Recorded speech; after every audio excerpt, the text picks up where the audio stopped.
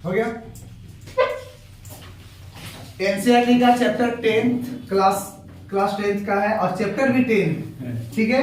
Math circle chapter का नाम है जिसमें ज्योमेट्री है और इसमें 10.1 कवर कर चुके हैं। आज बढ़ना 10.2।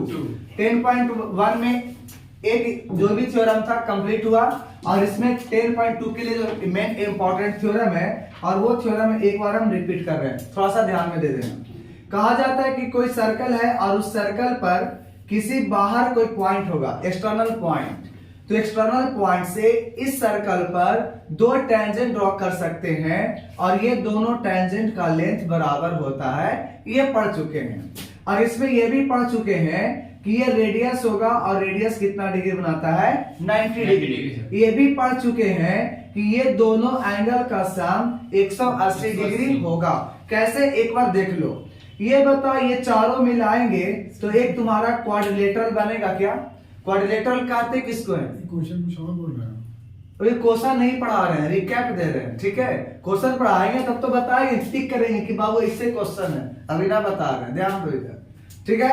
अभी कुछ पॉइंट्स है जो इसमें यूज होगा, हम उसके बारे में बता रहे हैं, यानी रिकैप प्रीवियस वीडियोस का। अगर देखना है तो जाकर के देख लो, ज्यादा बेटर रहेगा। तो यहाँ पर ये बता रहे हैं कि बताओ, एक साइड हो गया, दो साइड, तीन साइड, चार साइड, तो चारों मिला के क्वाड्रिलेटरल कहलाएगा। और क्वाड्रिलेटरल के चारों एंगल का सम 360 डिग्री आना चाहिए, कोई दिक्कत तो नहीं है। जिसमें बताओ जो 360 होना चाहिए, जिसमें ये 90 और 90 180 निकाल दो तो कितना बचेगा, 180। तो बचा कौन, तो ये वाला और ये वाला मिलाकर ना। तो जब ये दोनों का सम 180 डिग्री होता है तो पॉइंट नोटेट करना कि जो टेंजेंट के बीच का एंगल है और सेंटर पर जो रेडियस एंगल बनाया था, दोनों का सम 180 डिग्री है। दैट इज ये दोनों सप्लीमेंट्री एंगल कहलाएगा। सप्लीमेंट्री एंगल हम उसको कहते हैं जिसका दोनों का सम कितना डिग्री हो, 180 डिग्री हो।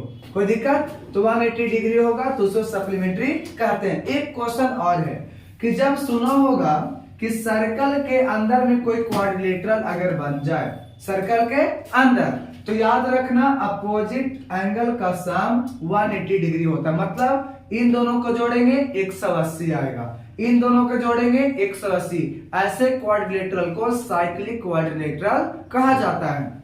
तो बताओ, ये भी जो तुम्हारा क्वाड्रिलेटरल बना था, अपोजिट एंगल का सम कितना था, 180। इसका मतलब इसको से भी एक सर्कल पास करेगा। बात समझ में आ रहा है? इस चारों पॉइंट से क्या करेगा, सर्कल पास कर सकता है। ये आगे यूज पड़ेगा।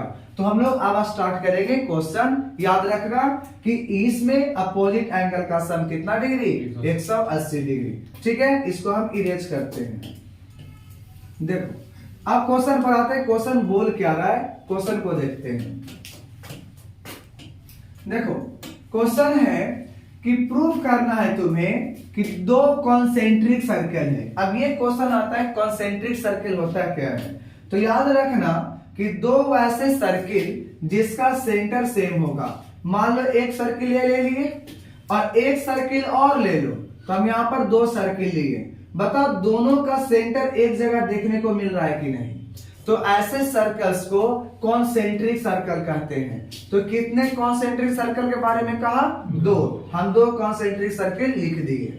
कहता है इसके बाद कॉमा बोला, मतलब इसको अलग है। The chords of larger circle, तो लार्जर सर्कल बड़ा बाहर वाला हो गया। इसका कॉर्ड बताए थे कि सर्कल पर कहीं भी दो पॉइंट को मिलाएगा, ये क्या कहलाता है, कॉर्ड कहलाता है। तो बड़ा वाला का कॉर्ड छोटा वाला पर टच करेगा, which is touches the smaller circle.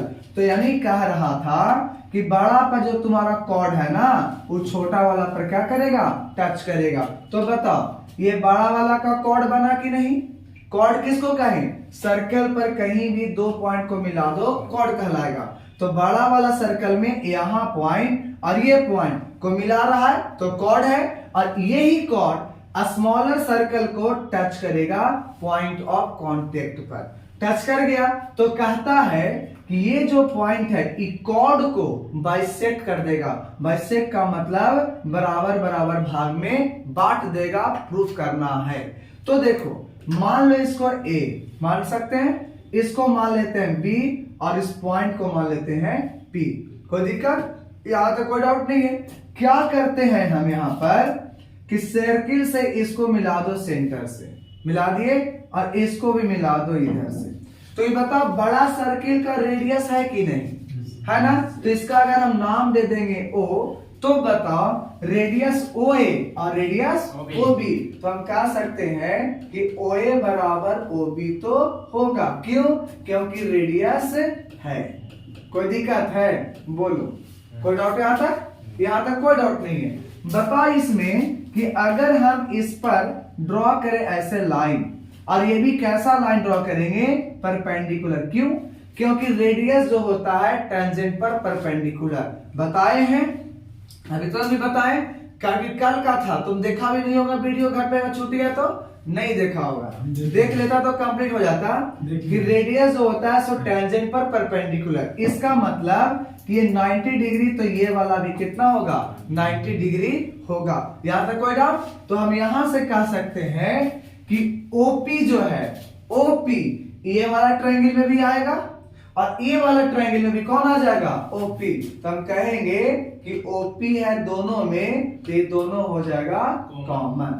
अब बताओ इस वाले ट्रायंगल में पी को देखो, तो कहेंगे कि एंगल पी 90 डिग्री है, और इसमें भी पी एंगल आएगा, और ये भी 90 डिग्री होगा।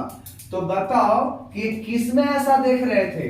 तो ओ पी ए में और ओ पी बी में। तो यहां लिख देना पड़ेगा ऊपर में कि in triangle O P A and triangle O P B, इन दोनों को जब तुमने देखा तो इसमें क्या पता चला कि एक है राइट एंगल, एक है राइट एंगल, दोनों में 90-90। दूसरा हाइपोटेनस, तो 90 के सामने वाले को हाइपोटेनस ओ ए, और 90 के सामने वाला हाइपोटेनस ओ बी, दोनों क्या मिला? इक्वल मिला कि नहीं? यहां से कोई दिक्कत? अब होता है एस, मतलब साइड, कम से कम एक साइड। तो ये वाला ओ पी दोनों में कॉमन था, तो हम कहेंगे कि आर एच एस से, यानी बाय आर एच एस से दोनों ट्रायंगल कॉन्ग्रुएंट हो गया। क्या हो गया? दोनों ट्रायंगल कॉन्ग्रुएंट हो गया। और जब कॉन्ग्रुएंट हो जाएगा तो इसको लिखने का तरीका होता है कि O P A congruent to triangle O P B. अब जब कॉन्ग्रुएंट हो गया तो प्रूफ करना क्या था कि एपी बराबर पीबी, तो बस कॉन्ग्रुएंट हो गया, तो लिख दो एपी बराबर पीबी। किसको से? तो सीपी सीटी, और यहां पर डाल दो प्रूफ, और पीआरओ बी डी। कोई दिक्कत? बात समझ में आ गया? कोई डाउट यहां तक? किए क्या? तो इसमें हम ये किए कि बस साइड लिखे, दोनों को रेडियस बराबर कर दिए थे, दोनों में ये कॉमन कर दिए, और राइट एंगल दोनों में। तो R H S right angle, hypotenuse, side, इससे दोनों ट्रायंगल हो गया कॉन्ग्रुएंट, और कॉन्ग्रुएंट होने से दोनों क्या हो जाता है? बराबर हो जाता है। बराबर हो जाता है, तो ये तो कहा था कि bisected at the point of contact, तो ये पॉइंट ऑफ कांटेक्ट यहाँ था, और ये बाइसेक्ट का मतलब बराबर बराबर में बांट देना, तो एपी बराबर पीबी। कोई दिक्कत? कोई नहीं? इसको पॉज करना, काट मत देना, ठीक है? पॉज कर दो।